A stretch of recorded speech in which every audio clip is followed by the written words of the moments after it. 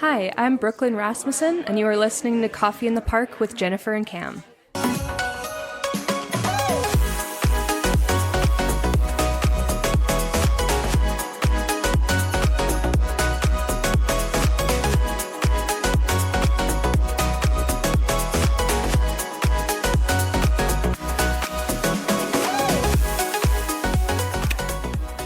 Jennifer? Cam, it was a big weekend for you. The Seahawks are going to the Super Bowl. I know. Can you believe this? My Hawks are going to the Super Bowl. I know, you're very excited. Oh, I haven't been this excited since the last time they went to the Super Bowl. 2004? Yeah, but you know what? So they went and they won, and then they went the next year and they lost.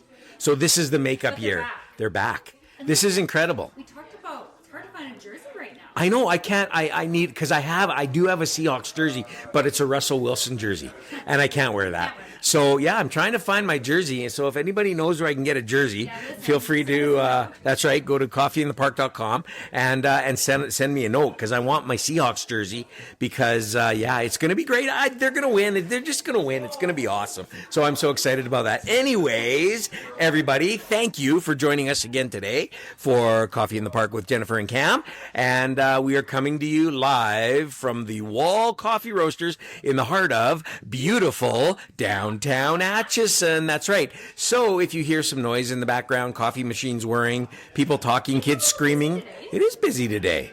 Yeah, it is. So if you hear that noise, it's because we're in a live coffee shop. That's right. We're live having coffee and tea and water. That's what we're all having. So it's kind of cool. So it's all good. And we want to remind you all that Coffee in the Park with Jennifer and Cam is brought to you by Wing Snob, Cam, where the wings are fresh, never frozen. one of my favorite wing places in all of Edmonton. Some of the best wings you will ever have. 16 flavors. And they got like cornbread and parm fries and all kinds of stuff. Didn't you just recently have Wing Snob? Well, who doesn't recently have wings? Exactly. And if you haven't, Why not? But didn't you just recently? When did you have it? The other day. The other day you had Wing Snob. Unbelievable. And you had what flavors did you have? You had mango habanero and lemon pepper. Unbelievable. So ladies and gentlemen, check it out. You won't be disappointed. The best wings around, and 10 locations in the city of Edmonton, one in Calgary, one coming up north somewhere, I think Grand Prairie. And you can check it out at www.wingsnob.ca. I thought you were going to say coffee. I know, I did too. Were you worried? No, I was. Okay. But wingsnob.ca. Yeah, I know. I caught it in time. Good. Thank you for the save. That was good. And we are also brought to you by... Friends over at M-Print Sign and Print Solutions here in Atchison. They're amazing. They will print anything from your business cards right up to wrapping your vehicles. That's right, for all of your printing needs, and I mean all of your All of printing them. needs. All of them. Jan and Dawn over at M-Print do the most amazing work. They are incredible. So like I say, whether it's business cards, brochures, booklets, whatever it is, even wrapping your vehicle, they can do it. They do the best job around. You won't be disappointed. And you don't have to be from they'll do it anywhere. That's right. You can be from anywhere. Work with you anywhere. That's right. So take it over to Dawn, take it over to Jan, and you can find them at www.mprint.ca. That's right. For all your printing needs, thank you for sponsoring Coffee in the Park with Jennifer and Cam. I'm very excited today because this is another one of my bucket list podcast guests. Okay, I have to tell our listeners Yes. that as we've been going along doing the podcast, Cam has had Two. guests that we've wanted. That's right. Number one, the Penguin at the Mall. Oh, Which we did. the Penguin was amazing. We went to the Penguin at the mall. We had to go because the Penguin couldn't come to the coffee shop. So we went to the Penguin. That was pretty awesome. I loved it. The second one. Oh, and this is one of the best. I've been dreaming of this. This is episode, 80? I've been dreaming of this since episode 2. But I have to say, the first time Cam tried to reach out, he was a little disappointed because he didn't hear. So he didn't think it was going to happen. No, I think I got in touch with the wrong person. But then I got in touch with our friend and past podcast guest, Tim Shipton. Executive VP of the Oilers Entertainment Group. I hope he's the executive. I think he's the executive. Otherwise, I've just promoted him. So, and Dan Cote-Rosen, he's awesome too. And so Ship got us in touch with the right people. And I'm so excited to say today, bucket list guest number 2 is on the program. So let's kick it off. Let's get going. So our guest today is Brooklyn Rasmussen, who is the arena technician, engineering and ice ops for OEG. Whoa. And Sports and entertainment. Yeah. And entertainment. Awesome, Brooklyn. Welcome. Yeah, thank you So much good for to have. having me. That's quite a title you have. Yeah, it's long. Does it say that on your business card? Because that's huge. So it's just arena technician, Okay. but we say ice operations and engineering Right. at Rogers Place because we take care of both the ice and the HVAC systems. Oh, So a okay. little 2-for-1 deal. Because without the HVAC system, you wouldn't have the ice. There's no ice. And no. without the ice, you wouldn't have. Well, I guess you'd still have the HVAC system, but nonetheless. Yeah. So that's a pretty impressive title. Thank you. It's cool, yeah. Ship. So I'm going to tell Ship now you could be the executive vice president because Brooklyn's title is way more impressive. I think pretty incredible.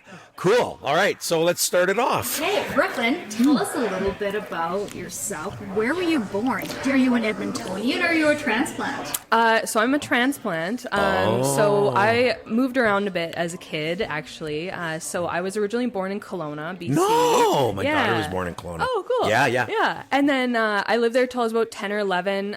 Spent a year in Whitehorse, out of all places. Wow, yeah. that's quite a yeah, whoa, yeah, man, a little that- bit different. A bit of a change, yeah. eh? Yeah. Yeah, and then I moved to Prince George, BC, so kind Okay. of right in the middle there. Yeah. And then I did my high school and my college there, and then spent a couple years in Fort St. James, which is just about an hour and a half northwest. Okay. So a small town. Yeah, and then yeah.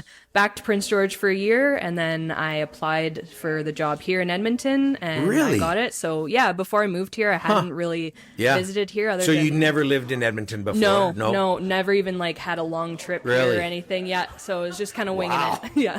Were you an Oilers fan? No. No. Okay, thank you for being honest. Okay. Yeah, growing up in BC, I was a Canucks fan. cheered for the Canucks. Yeah, But yeah. now, of course, I do cheer for the Oilers. Yeah, for and sure. I do root for them. Wow. but yeah. So you moved around? I have a question. Yeah. Whitehorse. Whitehorse. What was your family doing going to Whitehorse? So both of my parents work for Canada Post. So they deliver mail. Yeah. So they can transfer anywhere in Canada with that. And then it was just kind of that came up as a place to move. And so we Really? did that. And So they wanted to transfer from Kelowna to Whitehorse. to Whitehorse, yeah. From 2 days of winter to Yeah, 6 months of winter. Yeah, Wow. yeah. But Whitehorse would be a cool place to live, I would Oh think. yeah, I loved it, especially like at that age. Like it was that year we actually had, I believe it was Hockey Day in Canada. And Oh, so we yeah, had yeah, all yeah. of them out. So Cool. I saw the cup at that point and Yeah. things like that, and Wow. like was into speed skating and things. So let me ask you a question, Whitehorse. So were you into all the Whitehorse stuff, like dog sledding and hunting and fishing and like living in the wilderness and that kind Not of stuff? really. No. We did see the dog sled races, which was really cool. Each year they have a huge one. I forget the name of it right Yeah. now, but it's very popular. So we got to see that, and as a kid, like never seeing that before growing up in Kelowna. Yeah, So no that kidding. was amazing. Yeah, Whitehorse is a pretty cool place, close to Alaska. Yep. Did you ever go to Alaska? I did, yeah. We went on a couple trips, like just kind of shorter day trips, Yep. and then my dad and I went camping there, and so that was super fun. That's cool. I think anybody who can say they've been to Alaska is pretty cool. I've been to Alaska for an hour. Yeah, and then I was out. I was at Atlin Lake. Do you know Oh, where? Yeah, at Atlin yeah. Lake. Yeah, and then we drove to Alaska, went over the border, went to a gas station and got like beef jerky, and then drove back. Oh, yeah. So yeah, but I was there for like an hour. But that's pretty cool. I could say I've been to Alaska. Yeah. All right. So then you went back to BC. You said you went to school there. What did you go to school for? So after I finished high school, I took a year off, and then this is kind of on my journey to becoming a Zamboni driver. But I went and took my 4th class power engineering at the college there. So I'm actually a power engineer by trade. Okay. Come on. Yeah. Okay. Now I have a question. Yeah. Because you hear power engineering. I know. People is like, What is that? What is Yeah. Tell us it means to be a power engineer. That's pretty cool. So it's not really what it sounds like. So as a fourth class, so the lowest level is fifth class, and then the top is first. Right. So you come in at fourth, you're kind of near the bottom. So it's basically boiler operation. Okay. So I was working when I lived in Fort St. James. I was working at a power plant there. So we had a contract through BC Hydro to create clean energy. Yeah. So yeah, it was like power engineering is basically boiler operation. Okay, I don't know much about this position, but I'm just going to ask, and you can, both of you actually, can go at me, but is there a lot of women in this role? Is it male dominated? Is it, Most like most trades, it is male dominated. I think in my power engineering class, there was about 16 or 18 of us, and 2 of us were women. 2 women. Yeah. And then that was pretty unseen before too. Wow. So yeah. So why power? Like what? Like why? Why? What was? Did you just wake up one day and go, I want to be a power engineer? Kinda. It was so you do those like tests in high school about like what should I do for my career and everything. Yeah. So in high school, I took mechanics classes. Took mechanics classes, and I was really into the trades. I thought I wanted to become a welder for a bit. Okay, But I was interested in schooling and things like that. So when I saw power engineering, I was like, well, I could kind of have the best of both worlds, where I can move up and do schooling and get to that higher level, but I can also be working with my hands. That's so cool. And you know what? When she says about that career test, I don't remember. Did you take that test? Probably, but I don't remember. Really? Yeah. Did you? Yeah. But mine was way off. Mine said I would be a good park ranger. And I don't like camping or none of that. I'm like, park ranger? I know it was way off. Like, anyway, so I don't have a lot of faith in those, but it worked for you. That was pretty cool. Yeah, well, it didn't say Zamboni driver on there. Okay, but like, it was almost there. But like, okay, so, well, that's amazing, actually. I know. So you're working in BC. Yeah. You're working at the power plant. Yeah. Tell us about the journey to Edmonton, somewhere you've never been. Yeah, you've never been. Yeah. Yeah. And why Edmonton? I know. Oh, really? Just What? like, Yeah. What was it was it the job that caught your eye or the city that caught your eye? So after I worked in the power plant, I did move back to Prince George, and then I actually worked in the local arenas there for a year. Oh, that's right. Yeah. Right. Okay. So I was driving a Zamboni and getting into that. Prince George has Is it a WHL team? WHL, the Prince George Cougars. Cougars. Yeah. That's right. Yeah. Yeah. Yeah. So we have that, and then we actually have a BCHL team there too. Okay. Spruce Kings. So yeah, I was working in the rinks there. I actually had been to Edmonton once for a hockey tournament. Okay. And then that was about it. Yeah. I think I went to the airport here at one point too. Oh, okay. Yeah. So other than that. Did you go when you came for the hockey tournament? Did you go to the mall? No, but okay. we actually went to Rexall in its last year. Oh, So yeah, that was the really old cool. Rexall. Yeah, Yeah. still there. Yeah, still there. But yeah. Okay, wow. Yeah. That's pretty incredible. I mean, yeah, so that you're already beginning to answer some of my many questions about a Zamboni driver. So you didn't apply to be a Zamboni driver. I did. You did? Okay. So working in the rinks in Prince George, so that was what I knew I was going to be doing. Right. And I had done that because I was kind of looking for a change as to what, like, the power engineering thing and different things like that. So I applied knowing I'd be a Zamboni driver, and having played hockey growing up, I was like, I'd been around the rinks, it had sounded cool. So how did that work out in Prince George? They just needed a Zamboni driver and you were there, or right place, right time? Or Kind of. Like, so they... all the rinks in Prince George are ran by the city of Prince George. Okay, yeah. Yeah, so you apply to the city, like, as they called, I believe it's facility operator was my official title. So you are, like, you're running the rinks, but you're also taking care of the facility and things like that. And part of that's driving the Zamboni. Yeah. And then, so what got me into it, too, was in BC, you need a ticket to maintain, like, the refrigeration plant and to do checks on it. So working in a rink, they want you to have some sort of refrigeration ticket, which actually my fourth class power engineering covers. Okay. So it worked out with that. Oh, okay. I just going to ask her, is it a special, is it your class 5 driver's license? Yeah, I was gonna say, do you need, that's a good question. No, that's a good question. Do you need a ticket to drive the Zamboni? In BC, you need your class 5. Come on. Yeah. Really? In Alberta, there's different rules around it. So Yeah. I don't think you need your class 5. Yeah. Wow. Okay. So you're in Prince George. You're taking care of an ice rink or ice rinks. Yeah. And there's the Zamboni. Yeah. And one day they come to you and they say, Brooklyn, we need you on the Zamboni. Yeah. Did you practice? Did you have the opportunity? Yeah, that's right. Yeah. Did you like sit next to someone as they did it? Because there's we'll talk about this. There's an art to this. Yeah. So it was. When I got hired, like they knew. Like I was going to be taking care. So the facility I worked in actually had 3 sheets of ice. Oh, wow. So they told me it's going to be a lot of floods. Yeah, You're going to yeah. be driving the Zamboni a lot. Wow. You start out by just like watching and getting the So pattern you down. go from one rink to the next rink to the next rink Yeah. on the Zamboni. They have different Zambonis. So you're walking a lot. Each ice rink had their own Zamboni? Yeah. So you got to... Oh, this is too much. This is Yeah. unbelievable. Yeah. So did you get to practice or was it just go do it? Like A little bit of both. Yeah. So it was like the training, and it worked out well. Like this kind of training doesn't work for everyone. But it was like kind of you get the idea of it watching someone, and then you kind of have to just drive, and Right. then you incorporate different steps of the Zamboni as you learn. okay. So at first you're just driving. Yep. Then you're putting the conditioner down, but you're not using the blade, and then you're just using the water, and then you incorporate the blade and See, there's more. See, now I'm glad you're explaining this because there's more to this than just getting on the Zamboni Yes. and driving Yeah. around the rink. Yeah. So you're doing that. You're learning to do this. You're doing it, and you have to know all these steps. I'm just straight up. I'm going to be honest. The part that would get me is I would get confused in the pattern. Yeah. Because there's a pattern to it, right? Yes, yeah. And I'd mess it up. I guarantee I would mess it up right away. Yeah, it's when you're watching it, and then when you first go to do it, Yeah. I found it very confusing, and Yeah. most people do. I do. Because it doesn't really, like, it kind of makes sense, but until you actually do it. Right. But yeah, once you get into it, then it Right.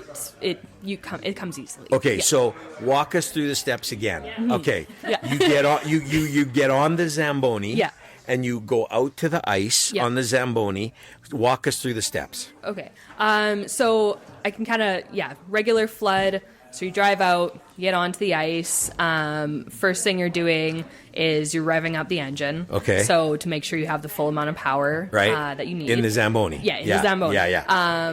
And then, so what you're doing is you're dropping the conditioner. So the conditioner is the back part of the Zamboni, so it actually moves up and down. Oh. And then- what is the conditioner? Is it? So that's like the whole, the cleaning, the cutting. So that okay, does yeah. it all. Yeah. So the conditioner is basically what redoes the ice. Oh, okay. So you're so- taking off. Are you taking off a thin layer of ice and replacing it? Is what you're doing? Yeah. Yeah. So when you have the conditioner down, you have a very long blade underneath. Right, right. So one thing I tell our ice student kids is that the blade is the same height as Matthias Ekholm. If you want a little fun fact. I love it. Yeah. Who scored, by the way, 3 goals Yeah, last 3 night? goals Got a hat last trick. night, yeah. First NHL. His Yeah. first NHL hat trick last Yeah, night. yeah. There was a lot of hats on the ice. Oh, yeah. It went crazy last. I was going crazy. I love Matthias. That's a tall blade. That's a tall blade, yeah. They call him the Viking. Yeah. He is huge. Yeah. He is a big guy. Yeah. I realized that sitting up No. in the stands. No, no. How big that actually That would be is. intimidating for a little guy like me. That's for sure. Like that's crazy. Yeah, so when I pick it up, like I'm not very tall. Yeah. So it's towering above Right, me for right. sure. Okay. But yeah, so that is connected underneath. Right. So there is a wheel. If you're watching any Zamboni driver, you'll see them turning a wheel a Yeah. lot. So that is adjusting the pitch of the Yes. blade. Yeah. So if you're angling it more into the ice, then you're cutting more. And if you lift it up, so you're angling it less into the ice, then you're cutting less. Okay, this has answered years of questions because I always wondered why are they spinning the wheel? Yeah. Why he's driving or she's driving and they're spinning the wheel? Like first of all, that takes a lot of coordination. Yeah. Yeah. Because you can't drive the Zamboni into the boards. No, I could not do it. Yes, no, Cam could not do that. It would go into the boards, guaranteed. Okay, so you're driving, you're spinning the wheel, you're adjusting the blade, you're adjusting the conditioner, all that kind of stuff. Yeah. All right, that's the first trip. Yeah. So on top of that, this is all happening at the same time. So you also are putting down a layer of water. Right. Hot water? Hot water, yes. That's being heated in the Zamboni. No, so it's heated prior, and then we fill up the Zamboni. Oh, and then okay. So yeah, it depends on the rink. Like obviously, being an NHL facility, we have quite the extensive water treatment program and things like that. Back in Prince George. Yeah, we had a water heater. You know, it was hot water. So and that like works just as fine. Whatever. Right. But yeah, so you're putting down hot water. You can control it.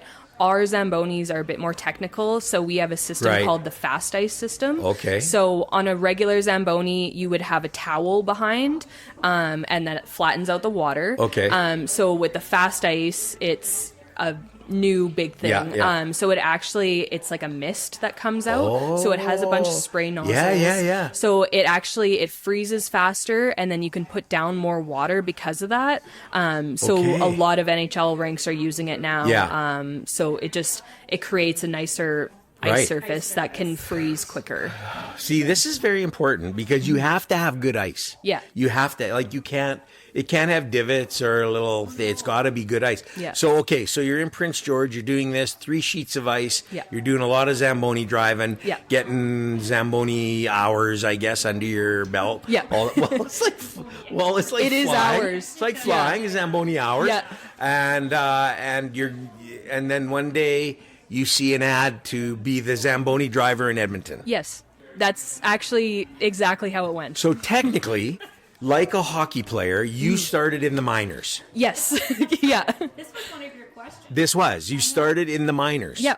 See, now, did you ever, because when I was a kid in Edmonton playing hockey in the winter, we didn't have a Zamboni on the outdoor rink, but we had a shovel, a big shovel we had to use to shovel the ice. That would have been my starting point. Did you ever do that? I did that on like the outdoor rink, like not as like a job, but using that's the what shovel. I'm saying. Yeah, See, okay, absolutely. so that really was your starting point. Yeah. Then you went up to the minors, to the Prince George Cougars people. Yeah. Okay. And even that, when I was in Prince George, I didn't drive for the Cougars. So I was lucky enough. I had a really good crew there. And so when I got the job and, gave my 2 weeks notice or whatever it was, they actually let me drive a couple WHL games to kind of get used to it. Wow. And then, on my last game, because I knew one of the broadcasting guys that worked for the Cougars, they gave me a special shout out. But one of the things they said during my flood was, she got called up to the big leagues. Yes! So that was quite funny. This is like being in the minors and getting called up to the big leagues.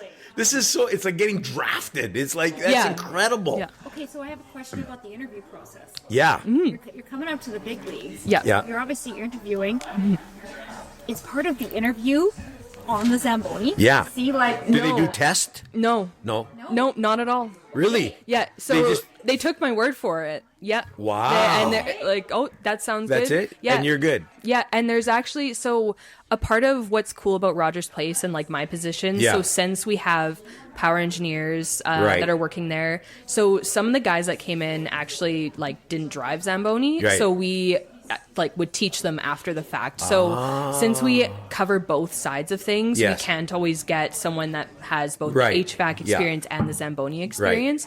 So, and that kind of works out nice because you can teach them exactly how you want them to drive the Zamboni. And where do those guys come from? I think there was a couple guys like in building operations before, and just, so it's not like I could come and apply to be a Zamboni driver. I mean, you can do anything. I don't think they'd hire me. I don't think they. No. Did they look at your driving abstract? Because that might have something to do with it. I think they did ask for that. Yeah. Okay, so now this is pretty cool. So you arrive or you do the interview. Yeah. And was there a lot of people applying for the job? There was a few, yeah. So you got picked. Yeah, and then so I got picked because I had like both sides. So I had the power engineering and the Zamboni experience. You're multi-talented. Thank you. Yeah. Multi-talented. So I didn't think like we would sit at work like in Prince George and be like, what would it take to get to the NHL sort of thing. And then I'd be sitting around the lunchroom. So like, you think they're gonna call you up? Like that'd be me. Mm-hmm. Yeah. Wow. Yeah. Okay. So you come, you interview. Did you go back home? You went back to Prince George, waiting for the phone to ring, and then the phone rings, and then it's like, you got the job. Yeah. How excited were you? It was very exciting. So I actually didn't come out here for the interview. I did it over Zoom. Zoom. So That's why she didn't drive the Zamboni. Yeah. They're like on Zoom. Okay, can you just drive around the rink there? And see how that, okay. Yeah, but it was crazy because you get a first phone call that's kind of like just to get an idea of who you are before you do the actual interview. Yeah. So even that was like, oh, I'm not going to get this, like, obviously. And then the interview You really thought that? Oh, yeah. I didn't think I was going to get it. Oh, no. Okay. And then, and then the interview came, and I was like, that actually went well. And I was like, I could answer the questions they had for me. I think it was well. And then the phone call came where they said, yep, we want you to work at Rogers Place. And then I had to quickly decide if I was going to move to Edmonton. Edmonton, yeah. So that was a big decision, but I'm glad I did it. Yeah. So, what year did all of this happen for you? This was in 2022. Oh, yeah. okay. So I started in December 22 with Rogers. Right. Yeah. I could. Did you jump up and down when they offered you the job? Were you like a bit, like on draft day, like the players get all excited, hug your parents and all that kind of stuff? I was wearing a suit too, so it was, That's great. I love it. Wow, that's incredible. I know. Yeah. So tell us then about your first NHL game. Yeah. That you drove the Zamboni. How are your nerves? Did you get to practice? Yeah, so we actually have a little way that you can practice. So luckily we have a WHL team at Rogers. That's right. So you work your way up. Yeah. So you start with Oil Kings and then just to make sure, like, it's not so much if you can drive the Zamboni, like, obviously they're confident in you as a Zamboni operator before that, but it's more the nerves of having the people there and watching you. So you start with the Oil Kings, do that a few times, make sure you're looking good, and then you move up to the Oilers. Wow. So that was a big jump, obviously. Right. So now you're in the big leagues. Yeah. And I think what most people don't realize is the ice, especially in an NHL rink, it's big. Like it's a big thing. And the players will tell you if they don't like the ice in certain arenas. They'll tell you if they do like the ice. So it's not, and I'm not saying it wasn't that way in Prince George, but now it's a whole different level. Yeah. And did you feel the pressure of that and the weight of that? And yeah, it was definitely, especially because coming in, so Edmonton on the players poll is number 2 in ice quality. So we are known for having good ice and having to live up to that expectation. Like, you want to do your best and provide the best that you can. So yeah, that was a thought in my head. And of course there's cameras everywhere. That was something I wasn't used to. And, and you're maybe even on national TV because sometimes they're showing the rink in between periods and stuff. And so, according to Tim Shipton telling me last night, Ship, if you're fact checking, because you said you were gonna, he said that our ice and our ice crew and you have a main ice guy that is considered the best, one of the best in the league, if not the world. Yes. We have some of the best ice in the world. Yes. Yeah.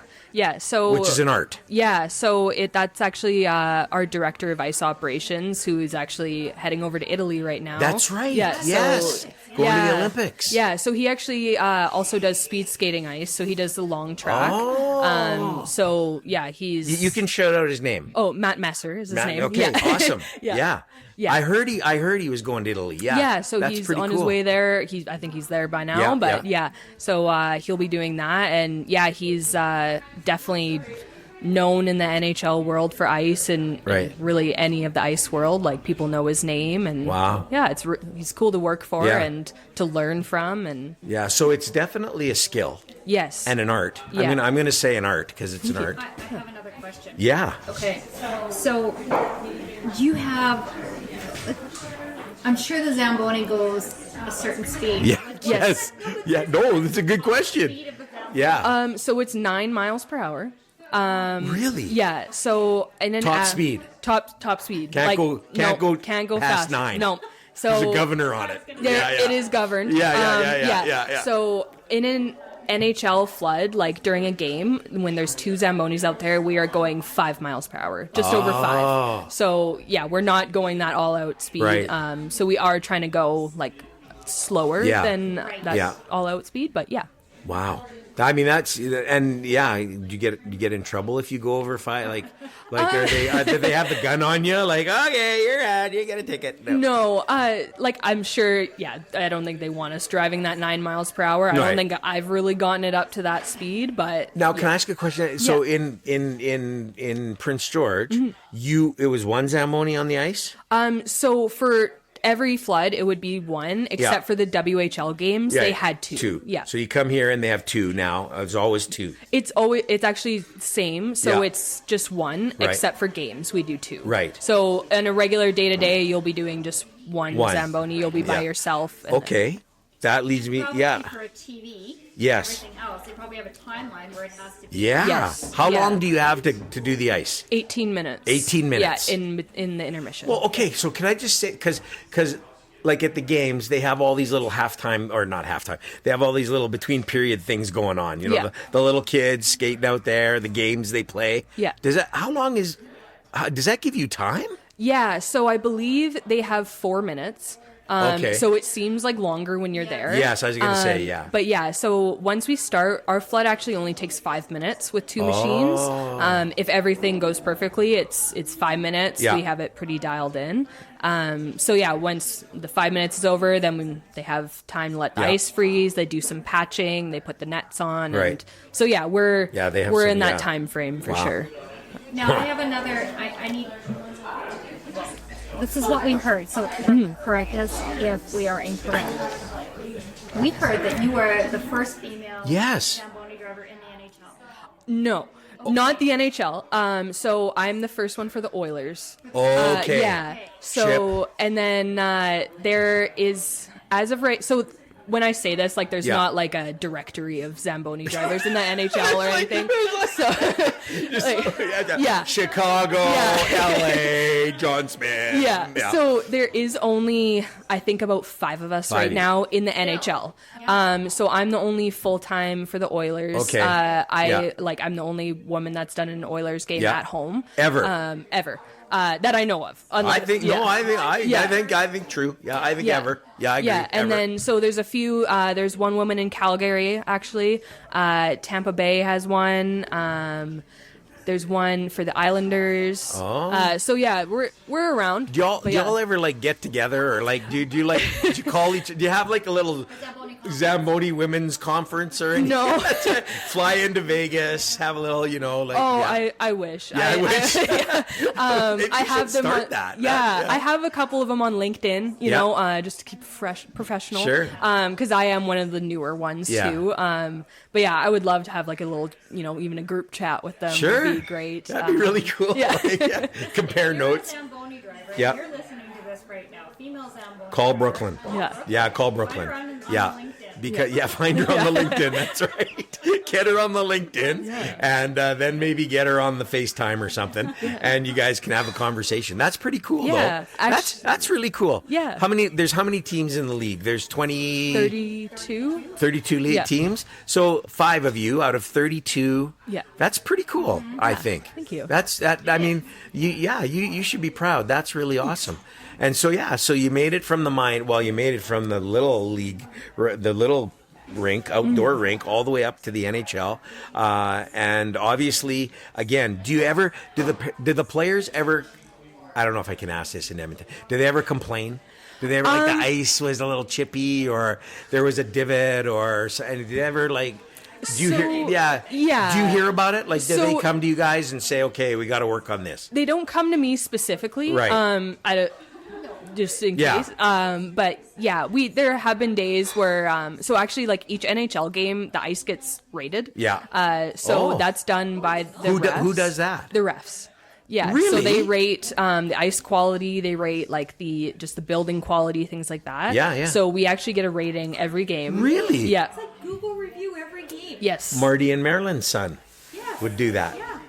One of our guests. Yeah. Their son is a senior NHL referee. Oh, nice. Yeah. So they rate it. Yep. Is that right? Yep. And then you get the report. So it'll actually go to my boss, Matt Messer, and then so we get feedback on it. Right. So we obviously, like, if we know it's not the best ice for the game, or like something Sure. was happening, like during the Stanley Cup Finals, it was Yeah. very warm outside. I was gonna so- say yes. So what changes the dynamics of the ice? Yeah, so a big thing is like the temperature of the building. Humidity is a big one, and Yeah. the dew point of the air. So when it's too humid outside, it'll actually affect the ice. Right.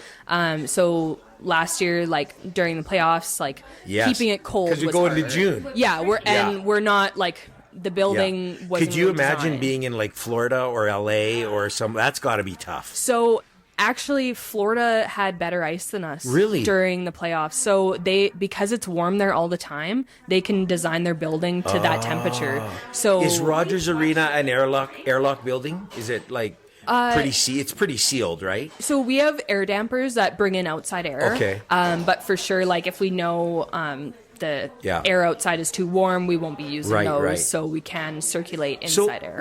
what I'm hearing here is there's a whole science to this. Yeah. This is not Yeah. just you showing up on game night, jumping on the Zamboni, having a ring around Yeah. a couple times, and then going home. There's way more to this. Oh, than yeah. that. See, folks, this is why.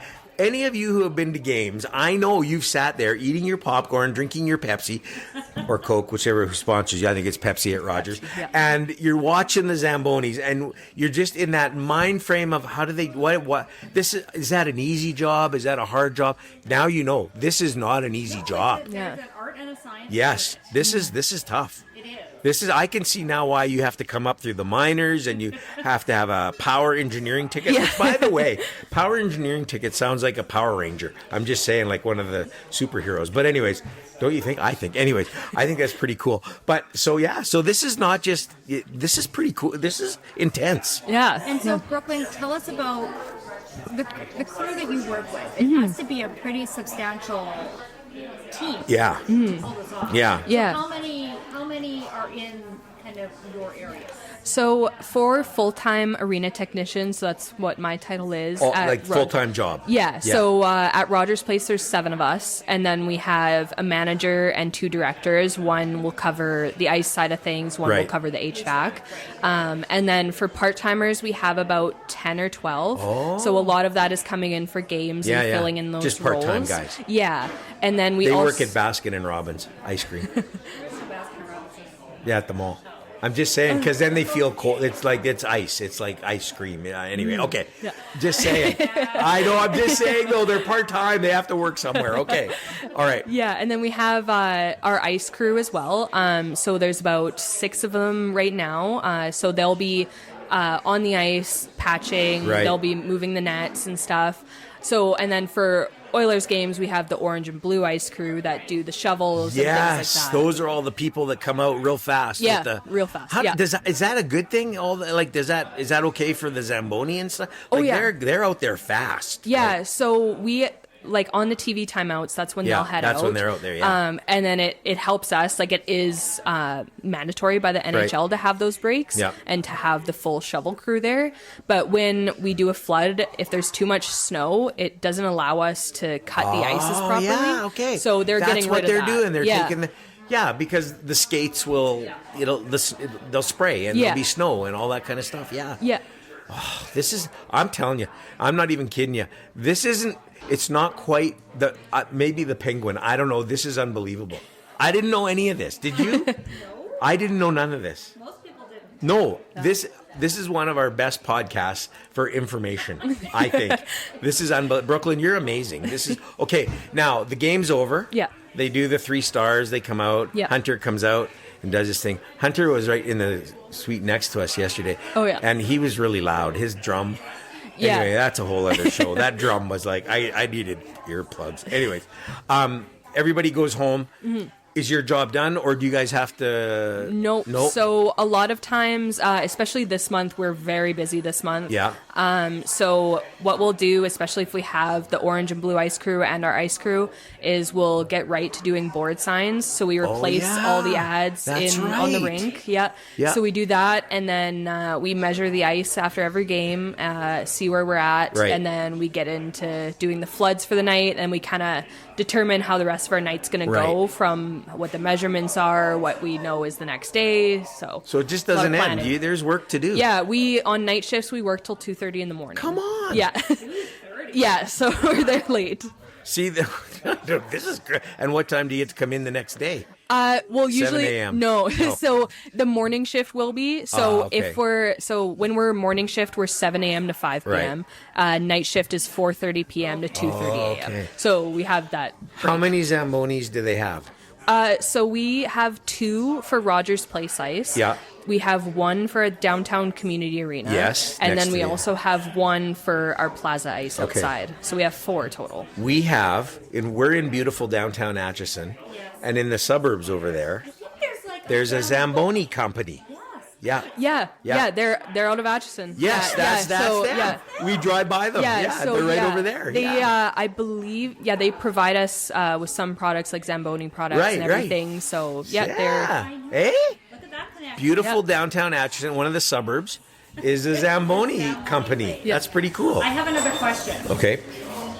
So how difficult is it, let's just say, and I know the schedule probably allows it a little different, but there's lots of things that happen in Rogers Place outside of, concerts and rodeo, things like that. Oh yeah. How does that? How do you? That dynamic, right? Are you in and out helping with those pieces too?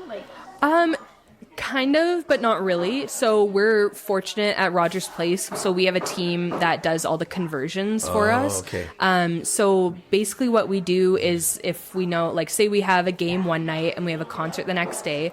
So after that game, we'll get the ice ready. We'll get it clean. We'll get the edges taken down so that all the flooring fits in properly. Right. And then we basically hand it off to conversions. They cover the ice. So they put flooring right on top of the ice? Right on top, yeah. Really? Yeah. And how is that for the ice? Like, is that... Oh, totally fine. Yeah, it's a few layers, so it will have like a barrier, so it keeps the cold inside. But it just... keeps everything cold. Obviously, it's not perfect. Like, when you're cleaning up the ice, you'll have a beer that was spilt and things like that. But it's totally the one that fine. amazes me is the rodeo. I know. When the rodeo, all the dirt, when it comes to town, that whole floor is just dirt, obviously. And it's not a thin layer, it's a thicker layer of dirt. For the animals, they can't have a really thin layer. So for dirt shows, because we also do, like, Monster Jam and Monster stuff. Jam. So they have dirt. So we put down our flooring that we use for concerts, and then we have basically a giant tarp that they put down, and then they do a third layer on top, and then so it's even more sealed than what it would be. So when they take all that off, and the game's coming up, is the ice in good shape, bad shape? You guys got to work at it, get it back into... So it really depends. Some shows, they take the flooring off and it just takes a scrape and a flood and it's pretty much good to go. Other times there's stuff that was spilled, there's dirt, there's whatever. So we can do a concert cleanup in between like an hour to 3 hours. What? Yeah, so we're fast. Wow. Yeah. So if again, it's really depending on what the ice looks like, but we do like a scrape, so that's basically just cutting off a layer of ice without putting anything down. And then we'll go in on the ice with backpack sprayers, so just with water and like helping all the debris and everything get out of the ice. Then we'll do flood. Oh yeah, it's a lot of work. Yeah. And do you have a special crew that just paints the lines and the logos and everything on the ice? Are there guys that just do that, or no? Y'all do that? Or? Yeah, that's us. Y'all do that. So yeah, we do that every year. Yeah. This year was on Labor Day. We did that. So yeah. Cool. Is there ever? No, I'm sorry. I have. No, this is good. Is there ever a time when the ice is completely out of the arena anymore? Yeah. Is it a 24, 365? Right. Always ice. No, so we take it out for the summer. On our downtown community arena, it does stay in pretty much all year, just because there's like training camps, things like that goes on. But no, basically once the season's done, we'll take the ice out. Right. That makes it easier for concerts and then less having So to is convert. it's a cement floor? Yeah, cement floor. Cement floor. Yeah. Folks, I'm telling you, this is amazing. It just is blowing me away. It really is. Thanks Like, for learning on coffee in the park. no, I know, because you know what? We take it for granted. We go to the games, we enjoy the game, but it's professional hockey. It's the NHL, the best players in the world, and we happen to, in our city, we're very fortunate to have the best player, in my opinion, in the world, McDavid, and then others, and Draisaitl and them.